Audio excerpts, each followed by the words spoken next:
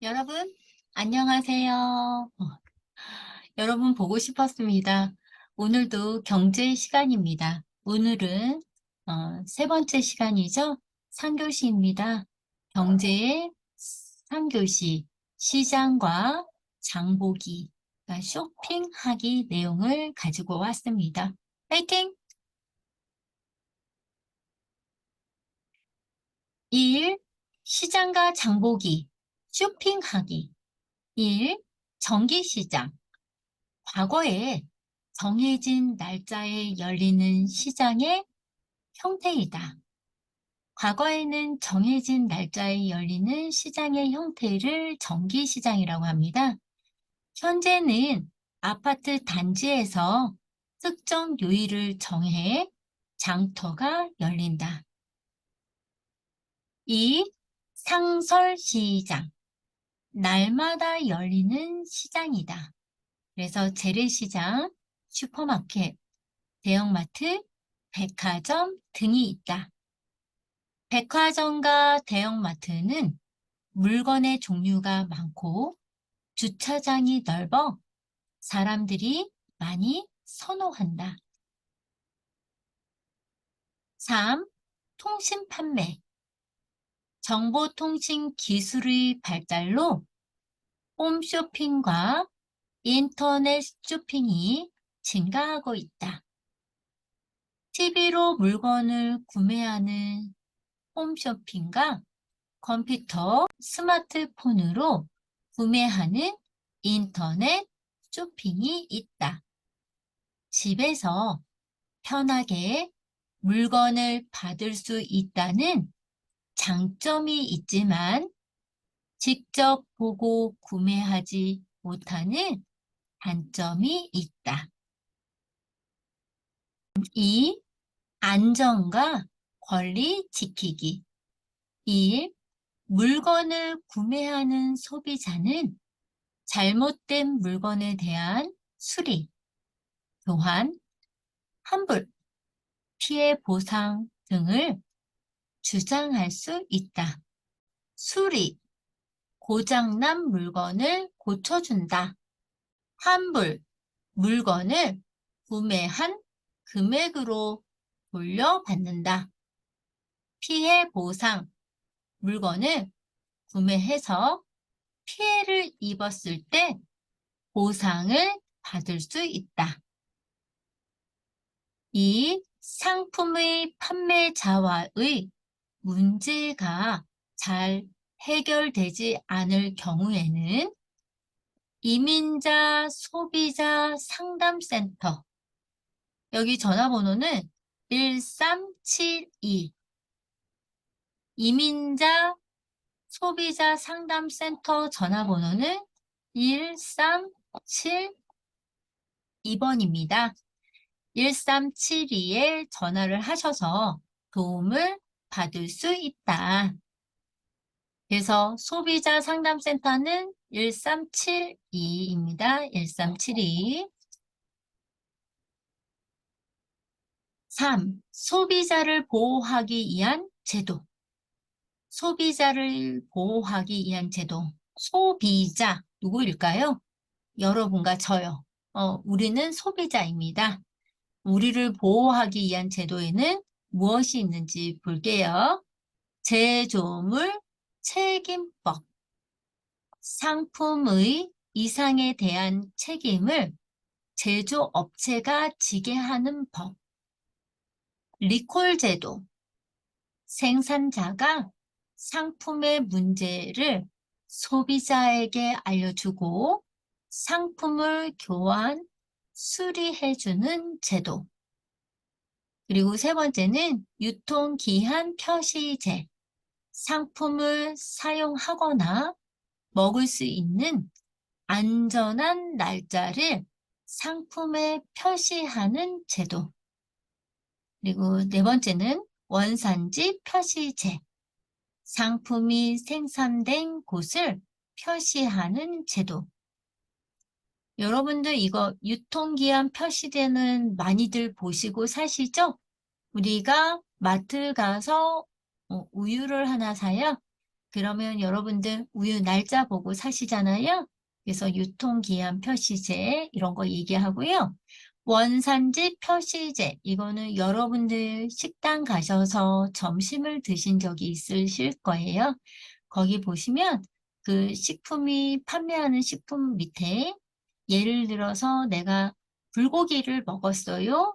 그러면 그 불고기 원료인 소고기, 그 소고기가 원산지, 어디에서 왔니? 한국, 국산권이? 그러면 외국에서 왔는지 표시해야 되는 거 여러분들 많이 보셨을 거예요.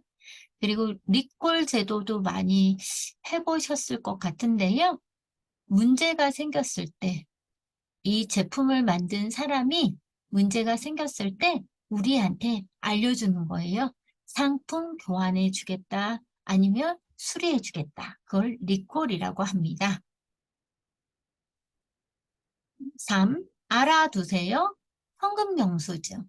현금영수증. 1. 현금으로 물건을 구매하고 현금 영수증을 받으면 소득에 대한 세금을 덜 낼 수 있다. 2. 국세청에서 발급한 현금 영수증 카드를 갖고 있거나 국세청의 현금 영수증 홈페이지, 이 홈페이지에 들어가서 전화번호를 등록해 놓아야 한다. 저랑 함께 문제 풀어보아요. 1. 과거에 시장 형태로 정해진 날짜에 열리는 시장은 정해진 날짜에 열리는 시장입니다. 정해진 날짜가 있기 때문에 정기시장입니다. 정해진 날짜. 네. 열리는 시장, 정기시장입니다. 2. 재래시장, 슈퍼마켓, 백화점 등은 어떤 형태의 시장인가요? 상설시장입니다. 상설시장은 매일매일 여는 시장입니다. 매일매일 문을 엽니다. 이런 얘기죠. 3. 물건의 종류가 많고 주차장이 넓어 사람들이 선호하는 곳은 백화점입니다. 백화점도 있고 또 어디가 있나요? 여러분들 저는 백화점보다는 대형마트 좋아합니다. 대형마트. 그죠? 대형마트. 음, 백화점이나 대형마트. 그래서 물건의 종류가 많고 주차장이 넓어 사람들이 선호하는 곳은 어디입니까? 그러면 백화점입니다. 하셔도 되고요. 아니면 대형마트입니다. 이래도 괜찮습니다.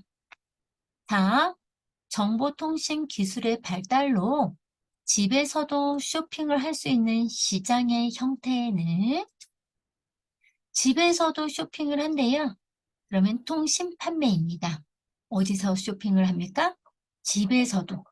집에서도 쇼핑을 할 수 있는 시장의 형태는 통신 판매입니다. 5.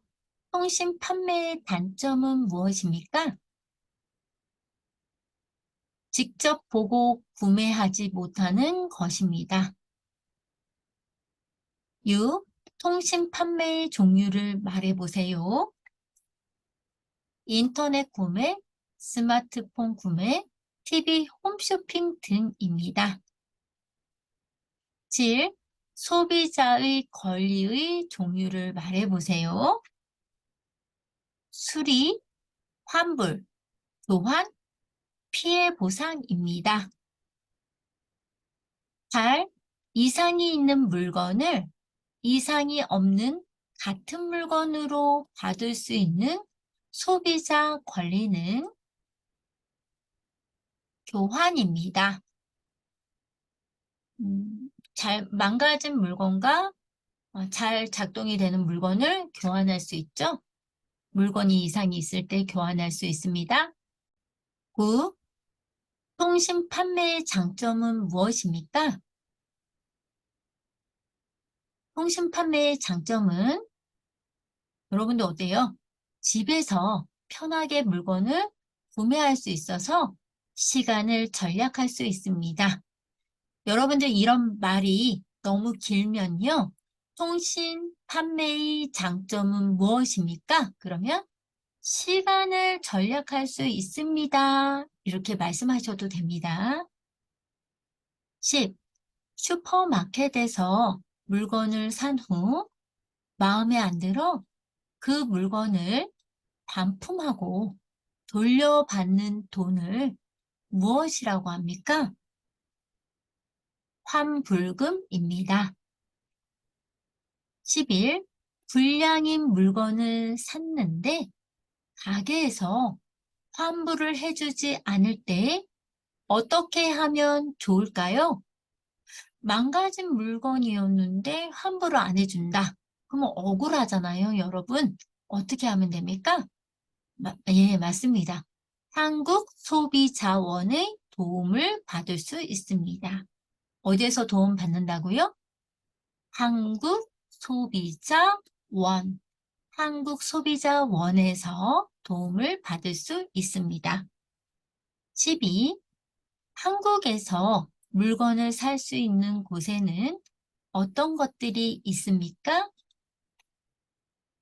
전기시장, 재래시장, 백화점, 대형마트, 슈퍼마켓, 쇼핑몰 등이 있습니다.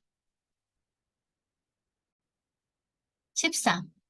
5일마다 열리는 시장을 무엇이라 합니까? 5일장입니다. 3일마다 열리는 시장을 무엇이라 합니까? 3일장입니다. 여러분 보시면 5일마다 열려요. 그러니까 5일장이죠? 3일마다 열려요. 그러니까 3일장입니다. 만약에 7일마다 열려요. 그럼 7일장이겠죠? 15. 상품이 시중에 안전하게 유통될 수 있는 기간을 무엇이라고 합니까?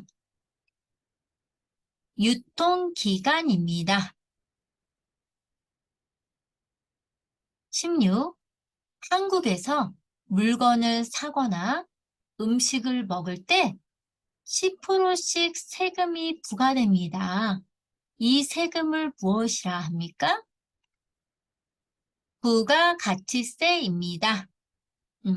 우리 여러분도 저도 다 뭐 내고 있어요? 부가가치세를 내고 있습니다. 17.